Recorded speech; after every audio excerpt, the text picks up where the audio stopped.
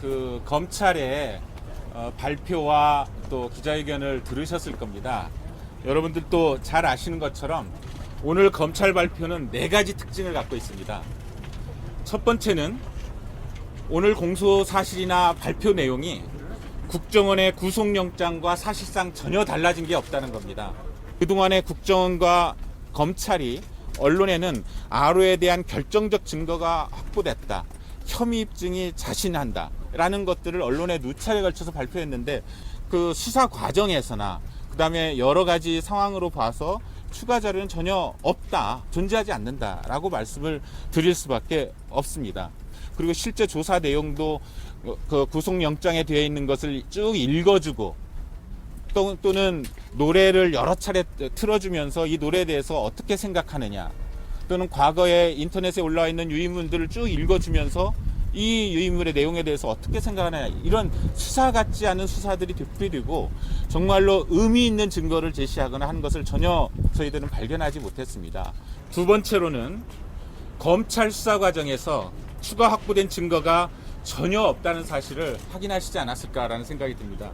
여전히 증거 능력도 의심스러운 녹취록과 그리고 제보자의 진술이 핵심 증거일 뿐이고, 나머지 여러 가지의 것들은 근거도 없거나 출처불명이거나 아무런 법적인 의미가 없는 그런 것들을 나열하고 있는 것이 아닌가라는 생각이 듭니다. 그 녹취록의 근거인데 그 녹취록은 과연 증거로서 제출할지 여부가 의문이 된다는 사실을 여러 경로를 통해서 말씀드렸습니다. 제보자를 매수하거나 적어도 생활비들을 지급했다라는 보도가 있었는데, 이런 식으로 사전에 국정원의 사주에 의해서 현장에서 녹음을 했었다면 이건 사람을 도구로 한 그 불법 녹취에 불과하기 때문에 그것은 증거로서 당연히 증거 능력이 없다라는 말씀을 다시 한번 말씀드리고요. 그리고 만약에 이렇게 유법수직 증거로서라고 한다면 법원에 현출되지도 못한다. 그리고 저희가 강조하고 싶은 것은 이 녹취록의 내용 그 자체가 이미 내라는 모는 무죄라는 것을 입증하는 절정적인 증거라는 말씀을 드립니다. 일종의 강연 이후에 강연에서 나온 정세 분석에 대해서 다양한 의견이 표출되었던 것이고, 거기에 어떠한 결의나 어떠한 합의나 어떠한 실질적인 준비에 대해서 논의한 바가 전혀 없는 상황입니다. 세 번째로는 내라는 모의 핵심적인 출발점이라는 그 RO라는 조직에 대해서 여전히 실체 규명이 전혀 없다는 점입니다. 그동안 누차에 말씀드렸듯이 내란 음모죄 또는 내란 선동죄가 성립하려면 적어도 내란을 실행할 주체가 특정돼야 합니다. 그런데 국정원이 언론에 흘린 소위 지하조직 RO에 대한 실체적 규명은 실패했고, 구체적인 자료도 없고, 우리가 주장한 대로 RO라는 것이 실체가 없다라는 것을 스스로 어느 정도 자인한 것이 아닌가라는 생각이 듭니다. 예를 들어서 영장 청구 당시에 우리가 실질심사에서 순환 논리에 빠졌다라는 지적을 했었습니다. 5월 12일자 모임에서 이런저런 발언을 한 것만 가지고는 내란 음모가 아니지 않느냐라는 거에 대해서 그냥 발언이 아니라 배우의 로라는 실체가 있기 때문에 그건 내란 음모다라는 것이 수사기관의 논거였었는데, 그러면 로라는 실체는 뭐냐? 로라는 실체의 조직 구성이나 또는 지휘 명령 체계가 또 5월 12일자 발언을 가지고 인용하고 있다는 겁니다. 잘 아시는 것처럼 내란 음모죄가 성립이 되려면 첫 번째로 그 전제로서 단체가 전제가 돼야 됩니다.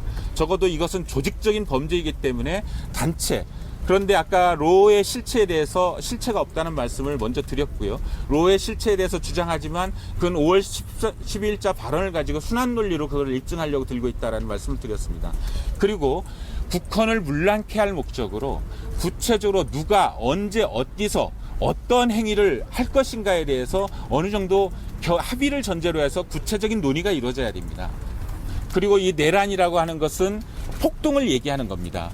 그런데 이 녹취록 어디에서도 폭동을 구체적으로 합의하고 방법론에 대해서 논의하고 있다는 근거들은 어디에도 없습니다. 오히려 참가자들의 다양한 의견과 인식의 차이를 드러내는 부분들이 곳곳에서 나와 있는 상황입니다.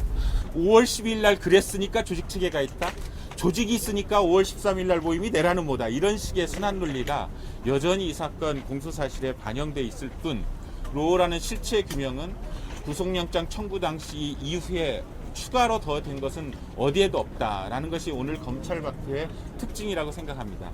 네 번째는 검찰은 여전히 언론의 선정주의에 기대해서 여론재판을 활용하려고 하는 의도를 갖고 있지 않는가라는 의구심을 버릴 수가 없었습니다. 오늘 여러분들이 발표된 참고자료나 이런 거 보면 예를 들어서 북한 용어를 사용했다, 뭐 영화 화면들을 좀 나열하거나 또 3대 애창곡, 가사 이런 것들, 또 국회의원으로서 국방위원회 소속이 아니면서도 국방과 관련된 자료 제출을 요구했다, 이런 것들이 마치 이석기 의원이 뭔가 모종의 음모를 가지고 했던 것처럼 하는 것인데, 아마 이런 것들이 아마 오늘 저녁 뉴스를 통해서 대단히 또 선정적으로 확대 증폭돼서 여론을 통해서 국민들한테 전파되지 않을까라는 생각이 듭니다. 결국 검찰은 국정원의 수사를 빙자해서 여론재판을 주도함으로써 정치를 하는 것을 막지 못했습니다. 검찰은 수사 지휘자로서 그걸 막았어야 되는데 그걸 막지 못해 왔었습니다. 그런데 이 사건 수사 과정에서 검찰이 직접 수사하는 과정에서도 결국 국정원으로부터 자유롭지 못했던 거 아닌가. 결국 권력관계에서 결국 국정원으로부터 자유롭게 검찰의 본연의 임무에 충실하지 못했던 거 아닌가라는 결론을 내릴 수밖에 없습니다.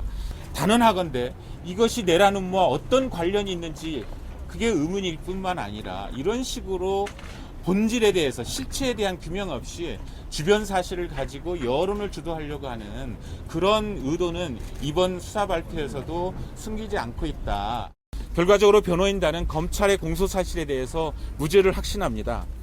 검찰은 불법 부실한 국정원의 수사와 법리 구성에서 한 발짝도 못 나간 상태이고, 따라서 이번에 대해서 이번 재판 과정에서는 그동안의 법원은 적어도 우리가 이루어낸 사법 선진화와 공정한 재판, 그리고 무죄추정의 원칙, 엄격한 증거 법칙을 활용해서 냉정하고 차분하게 재판이 진행될 거라고 예상이 되고, 그럴 경우에 이석기 의원도 어제 오늘 기소된 4명의 피고인들에 대해서 모두 무죄가 선고될 것이라고 확신합니다.